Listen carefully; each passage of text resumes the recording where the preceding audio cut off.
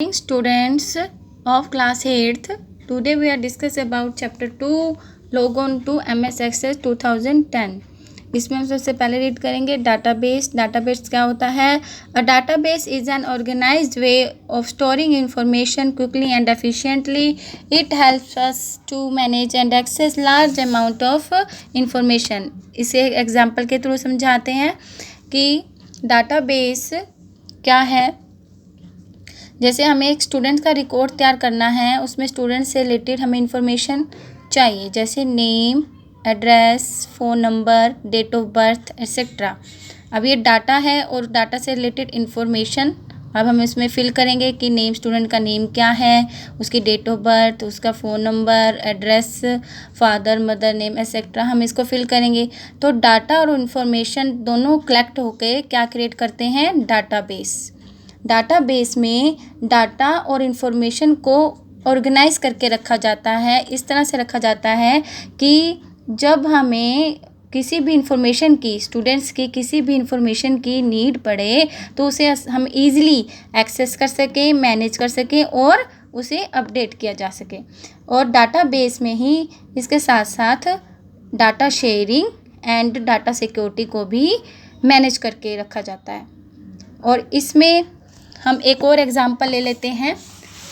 जैसे MS Excel में भी हम एक टेबल क्रिएट करते थे, जिसमें हम स्टूडेंट की टेबल क्रिएट की है, जिसमें roll number, F name means field name लिया है.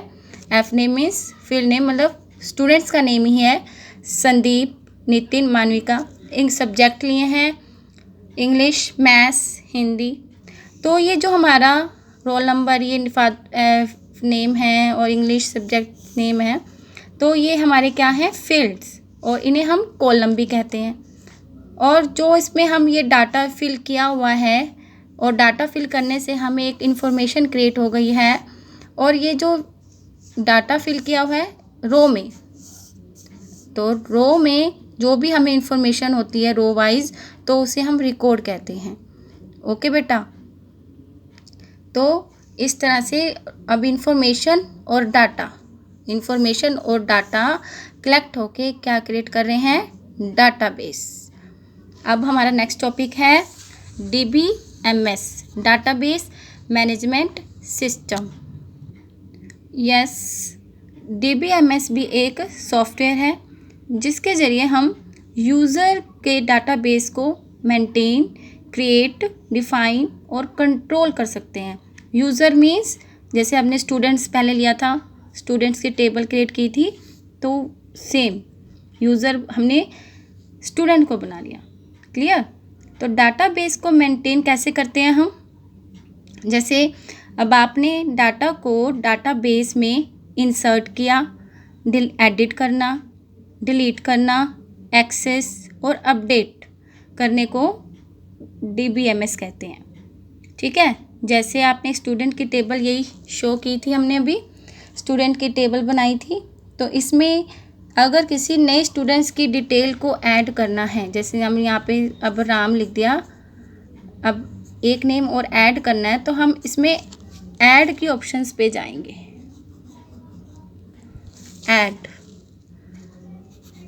ऐड या इंसर्ट ऑप्शन पे क्लिक करेंगे. अगर हम कहते हैं कि हमारे पास कोई एंट्री रोंग हो गई है, ठीक है, तो रोंग एंट्री हो गई है, किसी भी सब्जेक्ट की हो गई है या नेम में हो गई है, कोई स्पेलिंग मिस्टेक हो गई है, तो उसे ठीक करने के लिए हम एडिट डाटा का यूज़ करते हैं. क्लियर. उसके बाद अगर हमें लगता है कि हमारा पूरी डिटेल ही गलत हो गई है, डिटेल हमसे फिल गलत हो गई है स्टूडेंट्स की, तो हम उसको अब ठीक करना चाहते हैं, तो सबसे पहले हम क्या करेंगे? तो उसके रोल नंबर को पहले सर्च करेंगे. पहले कौन से उसका रोल नंबर क्या है, या ID या एडमिशन नंबर, जो भी उसका अवेलेबल होगा, जिसके थ्रू हमें उसकी इन्फॉर्मेशन मिल सकती है, तो पहले उसको सर्च करेंगे. डिटेल जब फाइंड करके फिर उसको हम डिलीट कर सकते हैं. इसे हम क्या कहते हैं? एक्सेस. ठीक है बेटा. यस. उसके बाद अगर डाटा को डाटाबेस में ऑलरेडी ऐड है, ऑलरेडी जैसे नितिन का है ऑलरेडी ऐड है, अगर आप इसमें कुछ चेंजेस करना चाहते हैं तो उसे हम क्या कहते हैं, अपडेट्स, उसको क्या कहते हैं हम, अपडेशन। क्लियर है students? This my next topic is type of database. Data के 2 टाइप्स होते हैं डाटाबेस के। Firstly flat file database and relational database. अगर हमने कोई भी रिकॉर्ड को मेंटेन करना है, कोई भी कलेक्ट करना है डाटा, तो अगर हम स्मॉल स्केल पे करते हैं तो उसको हम फ्लैट फाइल डाटाबेस कहते हैं। तो इसमें क्या होता है, इसका एग्जांपल है माइक्रोसॉफ्ट एक्सेल। मतलब एक्सेल में कोई भी हमने स्मॉल स्केल पे डाटा हमने क्रिएट किया, रिकॉर्ड मेंटेन किया और उसको यूज़ किया और टाइम टू टाइम अपडेट किया। लेकिन जो रिलेशनल डाटाबेस सिस्टम है इसको हम लार्ज स्केल पर शो करते हैं। मींस इस डाटाबेस में क्या होता है, हम एक से ज़्यादा टेबल्स भी क्रिएट कर सकते हैं। कैसे? जैसे हमने एक टेबल क्रिएट की, पहले स्टूडेंट्स की टेबल क्रिएट की, फिर उससे रिलेटेड हमारे जितना भी स्टूडेंट्स स्कूल में स्टूडेंट्स हैं तो उसका सारा डाटा फिल कर दिया। अब उसी में ही एक टेबल, उसके बाद सेकंड टेबल हम टीचर टेबल्स की लेते हैं और उसमें जो भी डाटा हम ऐसे फिल करते जाते हैं। जैसे एक एग्जांपल है, जैसे समझ लो ये दिस वन, जैसे ऑब्जेक्ट टैब दे रखा है स्टूडेंट टेबल है।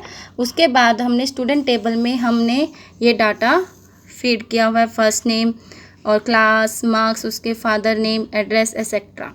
अब देखो नीचे इसमें नेविगेशन बटन्स में ये दे रखा है, जैसे हमने 1 to 6, मतलब इस तरह के स्टूडेंट टेबल में इस तरह की टेबल 6 बनी हुई हैं।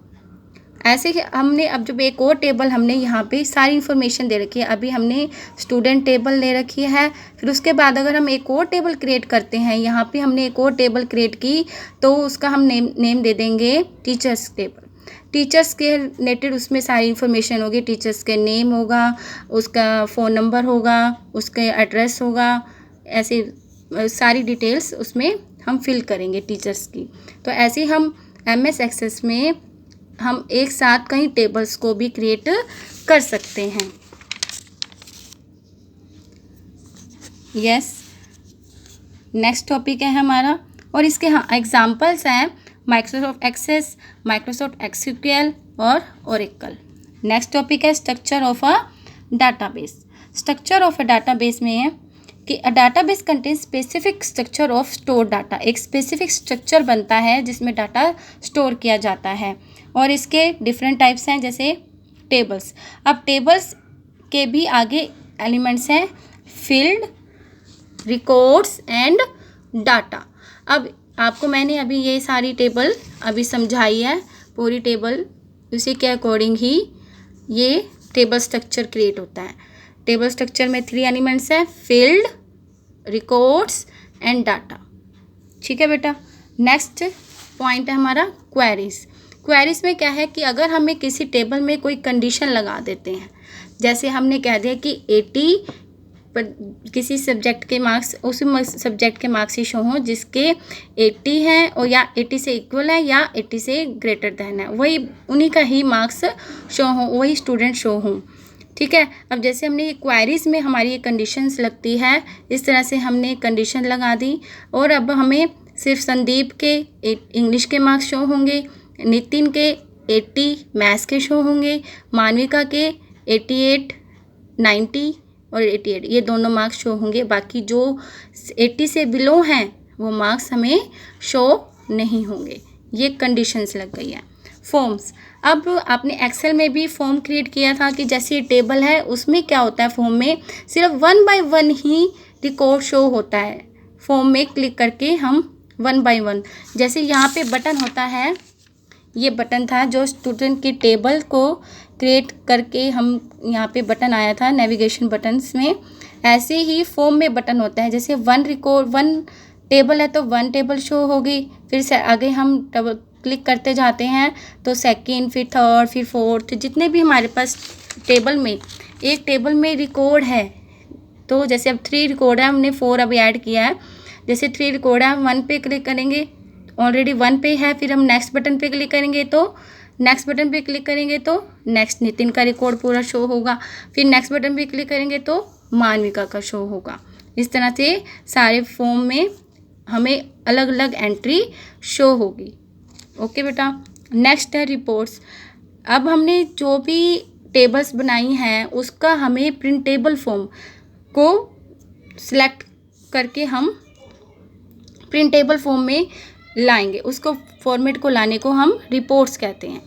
कोई भी डाटा है, सिलेक्टेड डाटा जो भी करेंगे हम, इसको सिलेक्ट किया है उसको हम प्रिंटेबल फॉर्मेट में शो करते हैं। Reports collect the summarise data from one or more tables and queries and organise it in a printable form. Means reports के अंदर जितने भी टेबल्स हैं जो हमने समराइज किए हैं, मतलब इस तरह से डाटा को समराइज किया हुआ है हमने, अलग अलग हर एक स्टूडेंट का अलग अलग हमने इस डाटा को समराइज्ड करके रखा है। और वन और मोर टेबल्स, एक से ज़्यादा टेबल्स भी हो सकती हैं। क्वेरीज मीन्स जो भी हमने टेबल्स पर क्वेरीज लगाई हैं, डिफरेंट टाइप्स की क्वेरीज भी, और ऑर्गेनाइज किया हुआ है, हर एक टेबल को उसके अकॉर्डिंग ऑर्गेनाइज किया हुआ है, सेट किया हुआ है, तो उसे हम प्रिंटेबल फॉर्म में ला सकते हैं। किसके थ्रू? रिपोर्ट्स के थ्रू। और जो हमारे पास नेक्स्ट टॉपिक है माइक्रोसॉफ्ट एक्सेस 2010 RDBMS। इसमें हम रिलेशनल डाटाबेस मैनेजमेंट सिस्टम, जैसे अब हमारे पास जो रिलेशनल डाटाबेस है ये और DBMS, इसको हमने आपस में कनेक्टिव कर दिया। रिलेशनल में क्या ऐड हो जाता है? एक लिंक। जब इसका लिंक ऐड हो जाता है DBMS के साथ तो ये एक, तब क्या बन जाता है? ये RDBMS। बाकी सारी कंडीशन सारी सेम है जो मैंने आपको बताई है, एडिशन करना, अपडेशन करना, ओके बेटा, डिलीट करना, बाकी सेम है सारी। और इसमें एक और ऑप्शन भी है कि इसमें हमें रिडंडेंसी, डुप्लीकेशन ऑफ डाटा नहीं होता। उसके लिए हम एक की यूज़ होती है, प्राइमरी की।